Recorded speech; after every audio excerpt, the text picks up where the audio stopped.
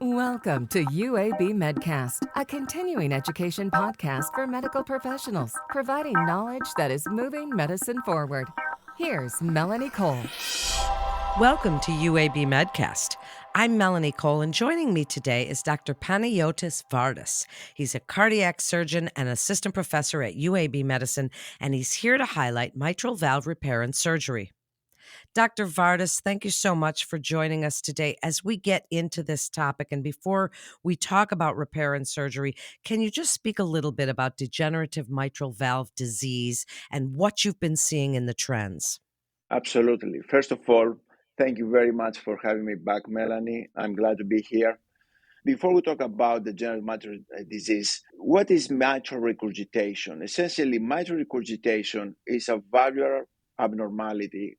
It's an abnormality of the mitral valve, which actually affecting over 2% of the total population. So it's very common. It's the most common valvular abnormality and has a prevalence that increases with age. Now, within the spectrum of mitral regurgitation, there are different causes and types of mitral regurgitation. And we're talking about primary or secondary mitral regurgitation.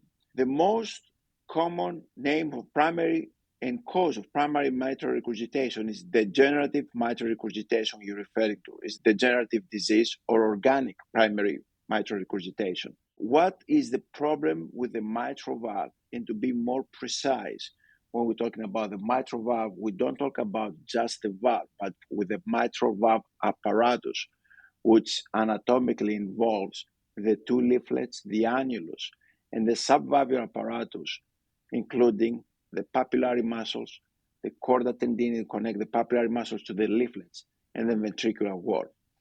But what is the prominent problem with degenerative mitral regurgitation is some structural deformity or damage that most common happens to the leaflets or the chorda or the papillary muscles.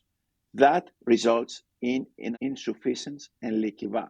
Secondary mitral regurgitation, also known as functional, mostly has to do with some problem of the ventricular wall, some problem of the ventricular wall motion or abnormality, for example, in ischemic heart disease after a myocardial infarction, or has something to do with the atrial chambers when those get enlarged, for example, in chronic, long-standing atrial fibrillation, to mention some of the possible causes for secondary mitral regurgitation.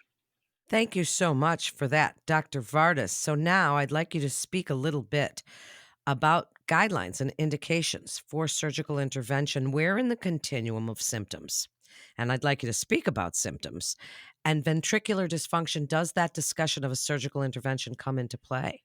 Absolutely. So going back to degenerative mitral regurgitation that we initially talked about, this is something that is unique regards this disease process.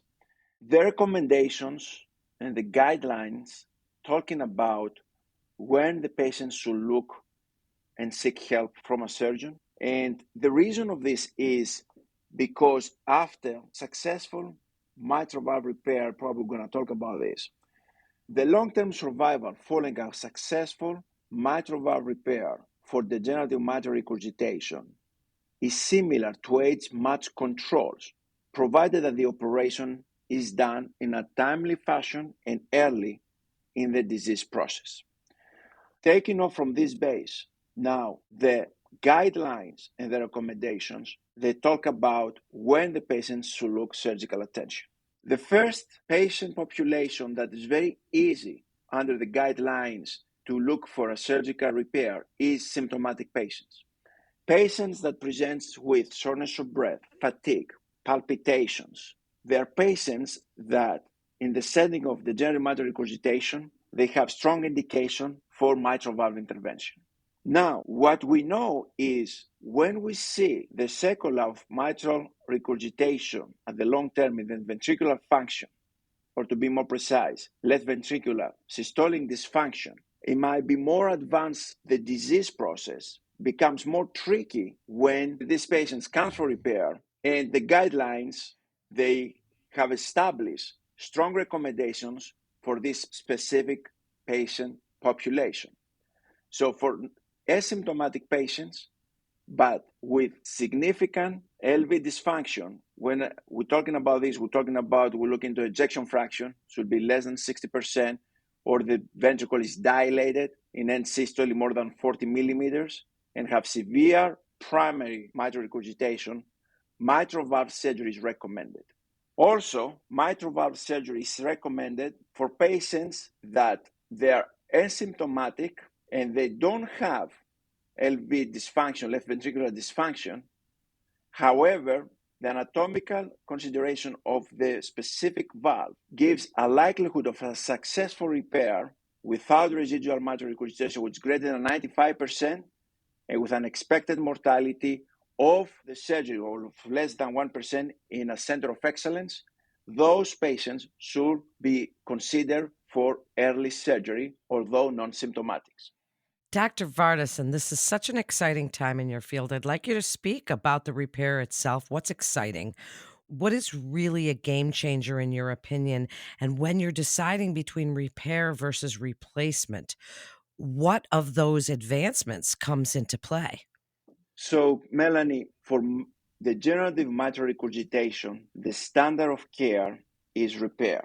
Mitral valve repair has been reported in center of excellence of 95% freedom from reoperation at 15 years out from the surgery. This is very important if you consider that, again, this kind of surgery replenishes normal expectancy of life of this patient. So when we look at the mitral valve, that is a leaky mitral valve, we're looking what the valve pathology, if we're talking about primary pathology, degenerative mitral regurgitation, our goal is always to repair the valve and to not leave the operating room with more than mild mitral regurgitation after repair. Now, if the pathology of the valve is not primary but secondary, or for example, rheumatic disease, infectious disease like endocarditis, on those times we're looking for mitral valve replacement. A lot of these patients, they don't have anatomy suitable for repair, and based on recent data, we know that for this kind of subcategories of patients, for example, rheumatic patients, those repairs, they are not durable, and we're looking for one-time shot, one operation. Now, for very few situations where the degenerative mitral regurgitation is so advanced disease and you cannot get a durable repair, replacement is a consideration as far as you make sure preserve the chorda of the valve, and what that does is essentially helps with LV remodeling after the mitral valve replacement. So in that case, we're talking about chordal sparing mitral valve replacement. Dr. Vardas, can you discuss the importance, as you're discussing mitral valve repair and replacement, the importance of having a robust care team when treating mitral valve disease and how the utilization of the multidisciplinary team has been ideal for managing these patients? Is absolutely in the modern era of medicine necessary of thorough and comprehensive care of these specific patients to have the heart team approach. In fact, in the current guidelines and recommendations, heart team approach to valvular disease is always class 1 and the top recommendation in those tables. Heart team approach means you have a cardiologist, a structuralist, and a surgeon that will look together into the specific patient, into the specific disease process. They analyze together the data, including the transesophageal echocardiogram, the angiogram, the right heart catheterization, and all of the above, and they make a comprehensive plan what's the best treatment option for this specific patient. You see the patient in the operating room, but at the long term, those patients, they see a cardiologist, they have seen a cardiologist, they will be seeing a cardiologist. We follow our mitral valve repairs along with the cardiologist. But for the best outcome of every mitral regurgitation, a comprehensive heart team approach is necessary, because mitral regurgitation is tricky to understand the etiology, and when that changes from degenerative into functional or ischemic, the treatment options change and the recommendations change. So that's why it's important to have a 360 degrees approach to this problem as a heart team. Dr. Vardas, this is such an interesting interview, and I thank you for joining us as we get ready to wrap up. What are the conditions under which you believe patients would benefit most from your incredible experience and expertise and these procedures we're discussing here today? So, first of all, mitral valve repair comes in different tastes. The father of mitral valve repair was Alain Carpentier from France, where he first figured out that those valves get repaired, the patients that will live a normal expectancy of life, and came up with a French correction. Many evolutionary techniques has happened since that moment, but the principles are the same. Along with those techniques, technology has evolved, and in the same way has evolved also surgery. The principles also stay the same. So right now we're talking about doing the traditional mitral valve repair with French correction principles through a sternotomy approach, through minimally invasive robotic approach, thoracotomy approach, and what is coming more and more is the transcatheter technology and transcatheter repairs that right now there are so many trials going on for different devices that they address annular dilatation to rupture chordae to transcatheter mitral valve replacements. And many of these trials are available here at UAB for patients.